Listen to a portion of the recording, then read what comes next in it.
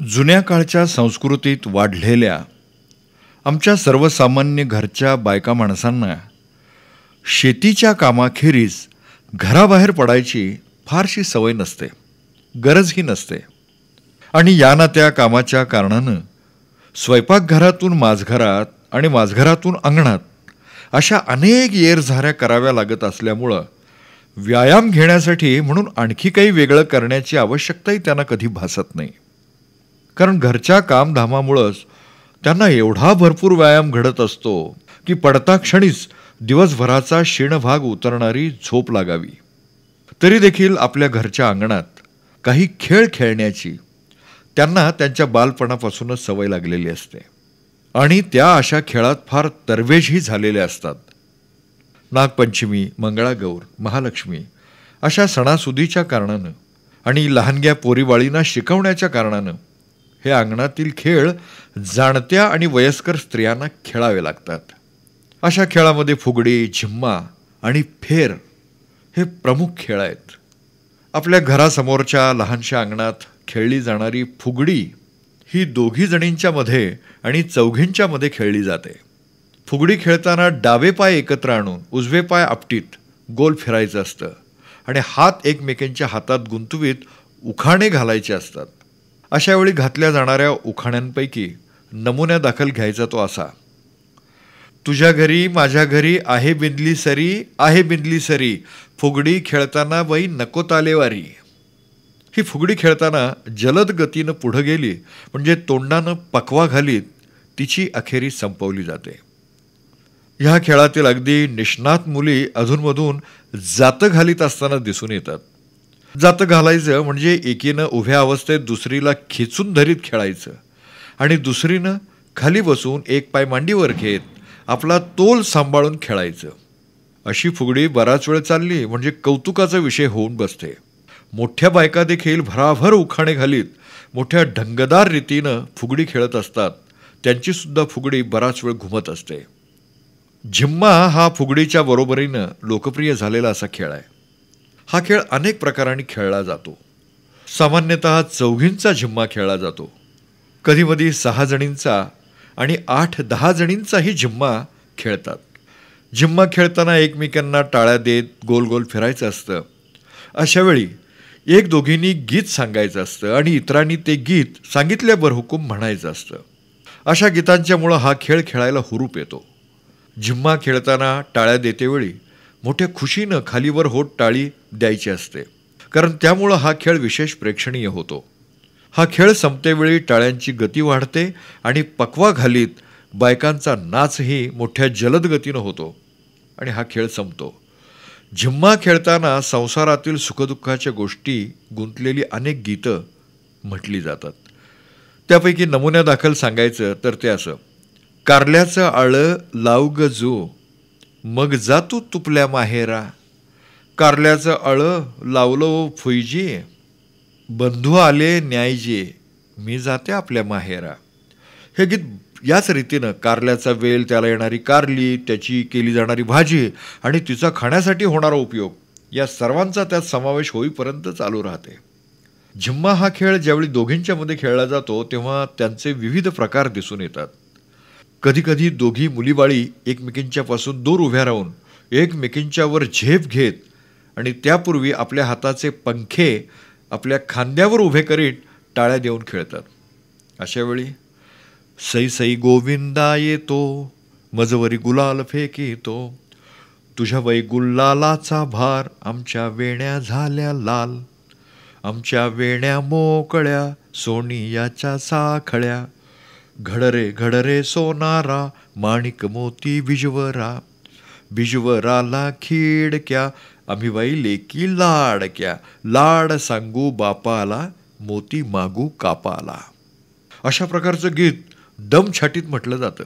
मात्र सर्वच मुली या झिम्म्याला गीत म्हणतातच असं काही नाही. दोन्ही हाताच्या चुटक्या वाजवीत आणि एकदा स्वतःभोवती फिरून मग दुसरीला टाळी देत झिम्मा खेळण्याचा आणखी एक प्रकार आहे. त्याचप्रमाणे एकमेकीचे दंड प्रथम धरून नंतर आपले हात एकमेकीत गुंफवीत आणि ते हाताच्या पंजानं हवेत उडवीत झिम्मा खेळायचा एक प्रकार असून अशावेळी दंडावरची माशी उडवू का नको, उडती सुपारी फोडू का नको, अशी भाषा केली जाते. कुणी कुणी या खेळाला दंड फुगडी असंही म्हणतात. मराठी मुलखातील फेर हा एक मोठा पाहण्यासारखा खेळ आहे.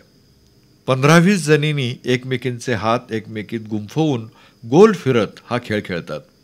अशा वेळी डावा हात कमरेवर येईपर्यंत आणि उजवा हात पार गुडघ्याखाली होईपर्यंत मोठ्या खुबीनं खालीवर हालचाल करीत मंद गतीनं पावलं टाकावी लागतात. चांगल्या कसलेल्या मुलींच्या खेरीज अगर बायकांच्या खेरीज हा फेर रंगत नाही. फेर घालताना मोठमोठी कथात्मक गीतं सांगितली जातात आणि म्हटली जातात. अशा वेळी एकच ओळ दोनदा सांगून ती दोनदा म्हटली जाते आणि कथाविषय एकसारखा वाढत्या उत्कंठेला सांभाळीत आणि पुढं पुढं नेत मनावर ठसवला जातो. त्याचप्रमाणे हे गीत अशा स्वरविलासानं सजवलं जातं की त्या कथागीतातील प्रसंग साक्षात असा नजरेसमोर यावा. अशा गीतापैकी एकाचा काही भाग असा आहे.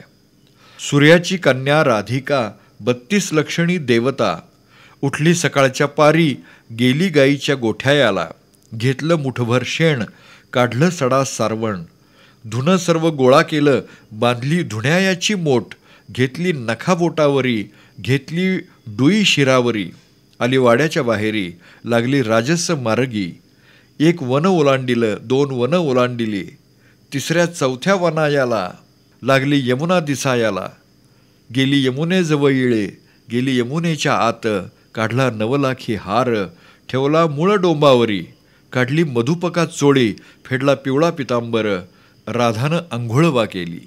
या गीतामध्ये चंदनाच्या फाळी घालून पेटणाऱ्या कातीव चुलीवरचा स्वयंपाक आणि नंतर नवलाखी हार हरवल्यामुळं आणि तो श्रीकृष्णानं नेला आहे हे लक्षात आल्यामुळं राधिकेची उडालेली घालमेल मोठ्या खुबीनं वर्णन केली आहे.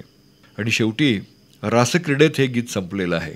भोंडला घालतानाही असा फेर धरला जातो. अंगणात खेळल्या जाणाऱ्या या 3 प्रमुख खेळांच्या जोडीला कोंबडा, लाटण्यांचा खेळ, कळशी नृत्य, सूपनृत्य, पिंगा, रवी, सालम सलकी, खिसबाई खिस, चुईफुई, कोंबडा, काचकिरडा, गोफ, गाठोडं, काथवटकणा इत्यादी अनेक खेळ खेळले जातात. या खेळांच्या स्पर्शामुळं हे अंगण कसं साजिवंत होऊन उठतं आणि रात्ररात्रभर दाही दिशा जशा काय नृत्यगीतांनी धुंद होऊन जातात. कोंबडा खेळताना डाव्या पायावर उजवा पाय घेऊन आणि गुडघ्यावर दोन्ही हाताची गुंफण ठेवून प्रथम सईबाईचा कोंबडा आला ग माझ्या दारी, घालीन गडे चारा पाजीन पाणी असं म्हणून मग उड्या घेत आणि तोंडानं पकवा घालीत नाचायचं असतं. कुणी कुणी हा खेळ खेळताना झिम्मा देखील घालीत असतात. लाटणी खेळताना दोघी अगर 4 जणी झिम्मा घालताना उभ्या राहतात. तशा हातात लाटणी घेऊन समोरासमोरा उभ्या राहतात आणि दोन्ही हातांनी ही लाटणी आडवी धरून मग एकमेकींकडे उडी घेत ती प्रत्येक लाटण्याच्या मध्यावर मारीत नाचत खेळलं जातं. या खेळासाठी लाट्याबाई लाट्या, चंदन लाट्या, मामांनी दिल्या मला सारंगी पेट्या, 1 सुसू 2 सुसू, आपण दोघी मैत्रिणी हिरव्या साड्या नेसू, आई मी लहान केतकीचं पान, मामाला सांग मला कंबरपट्टा आण, हे खास गीत म्हटलं जातं. हा खेळ प्रामुख्यानं मध्यम वर्गातील स्त्रिया मंगळागौरीच्या वेळी खेळतात. या खेळात शेवटी तो जलद गतीनं खेळून संपवताना पकवा घातला जातो. सूपनृत्याच्या वेळी 10-15 जणींच्या घोळक्यात मध्यावर 1-2 जणी हातात सूप घेऊन नाचतात आणि बाकीच्या सर्व जणी त्यांच्या भोवती गोल करून लाडू झिम्मा घालीत नाचत राहतात. यावेळी मधल्या 2 जणी कशी मी नाचू असं सूप उडवीत आणि नाचत विचारतात, तर बाकीच्या नाच ग घुमा असा त्यांना वारंवार आग्रह करतात आणि मग त्यांना उत्तर मिळतं, अंगण वाकडं भवतनी लाकडं कशी मी नाचू. तरी पण नाच ग घुमाचा आग्रह काही सुटत नाही. आणि मग या गावचा त्या गावचा सुतार नाही आला, माझ्या बाळाला राघू नाही दिला, कशी मी नाचू असे प्रश्न त्यांच्या उत्तरादाखल 12 बैत्याची कारागिरी सांगून होईपर्यंत पुढं येत राहतं. हा नाच पाहण्यासारखा आणि खेळण्याजोगाही असतो. कारण यावेळी नाचवलं जाणारं जे सूप आहे ते मोठ्या ढंगदार रीतीनं हवेत नाचत राहतं. पिंगा खेळताना 1 जणही तो खेळू शकते किंवा अनेक जणी देखील त्यात भाग घेऊ शकतात. या खेळासाठी डावा हात कमरेवर ठेवून उजव्या हातानं अंगावरच्या पदराचा उजव्या बाजूचा झोळ धरून तो डोईवर गिरकी घेत वाकून वाकून सारखा फिरता ठेवावा लागतो. अशा वेळी अंग चवळीसारखं लवतं. या खेळाला भुरुला असंही एक नाव आहे. हा खेळ खेळताना प्रारंभाच्या वेळी तुझा पिंगा ग माझा पिंगा ग जातो म्हमई आणतो समई पोरी पिंगा, तुझ्या पिंग्याची माझ्या पिंग्याची झाली दिष्ट ग उतरा मीठ ग पोरी पिंगा. मंद गतीनं हा खेळ सुरू करीत ही भाषा होते आणि मग जलद गतीनं स्वतःला घुमवीत आणि तोंडानं पकवा घालीत हा खेळ भारी सुरेख रीतीनं बराच वेळ घुमत राहतो. रवी खेळताना एक जण आपले दोन्ही हात डोईवर ठेवून एकदा डावीकडं आणि एकदा उजवीकडं होत जागच्या जागी उभी राहते आणि दुसरी तिच्या समोर उभी राहून एकदा डावा आणि एकदा उजवा हात ताकाच्या डेऱ्यातील घुसळत्या रवीला सावरणाऱ्या दोऱ्या ओढताना होतो ना, त्याप्रमाणे मागं पुढं ती करीत असते. यावेळी त्या दोघेही तोंडानं पकवा घालतात, त्यामुळे हा खेळ बहारीचा होतो. आमच्या मराठी मुलखातील अंगण हे या प्रकारच्या अशा अनेक खेळांनी घुमलेलं आढळून येतं. स्त्रियांनी आणि मुलींनी खेळायच्या या खेळातून विविधता भरपूर आहे. त्याचप्रमाणे शरीराच्या प्रत्येक अवयवाला नाना प्रकारचा व्यायामही या खेळांनी घडवलेला आहे. त्यामुळे या प्रकारचे खेळ खेळणारी स्त्री अगर मुलगी गोंडस, सुटसुटीत आणि आरोग्य संपन्न अशी दिसून येते. या प्रकारच्या खेळाचं वैशिष्ट्य असं की ते खेळण्यासाठी म्हणून फार मोठी जागाही लागत नाही. घरचं माझघर देखील वेळप्रसंगी पुरेसं होतं आणि मुख्य म्हणजे स्वयंपाकघरातील रोजच्या वापरातील साधन सामुग्री खेरीज त्यासाठी वेगळं म्हणून काही घ्यावं अगर आणावं लागत नाही. तसंच कोणत्याही रीतीच्या क्रीडांगणाची तर त्याला काही मुळीच आवश्यकताच नसते, हे विशेष आहे. अंगणातील हे खेळ खेळताना ते शिकण्यासाठी फार मेहनत घ्यावी लागत नाही. बाळपणापासून ते वाडवडिलार्जित रीतीनं अंगवळणी पडत जातात आणि मुख्य म्हणजे त्यामागे संस्कृतीची पार्श्वभूमी असल्याकारणानं ते कधीही कंटाळवाणं अगर टाकाऊ वाटत नाही. परंतु अलीकडं नव्या सुधारणांच्या तावडीत सापडलेल्या मुलीबाळींना हे खेळ गावंढळ वाटू लागल्यामुळं ते मागे पडू लागलेत. या खेळाच्या ऐवजी badminton, tennis, ring tennis, throwball असल्या खेळाच्या पाठीमागं आमच्या मुली लागल्या आहेत. हे नवे खेळ अवश्य आत्मसात करावेत, पण ते तेवढे चांगले म्हणून हे जुने सर्वांगीण व्यायाम देणारे आणि बिनखर्चाचे खेळ डावलणं काही योग्य नाही, एवढंच माझं म्हणणं आहे. कारण या खेळांच्यामुळं स्त्री जीवनास आवश्यक असा सर्व परीचा आणि भरपूर व्यायाम होत असल्याचा दाखला आजवर कितीक पिढ्यांनी दिलेला आहे.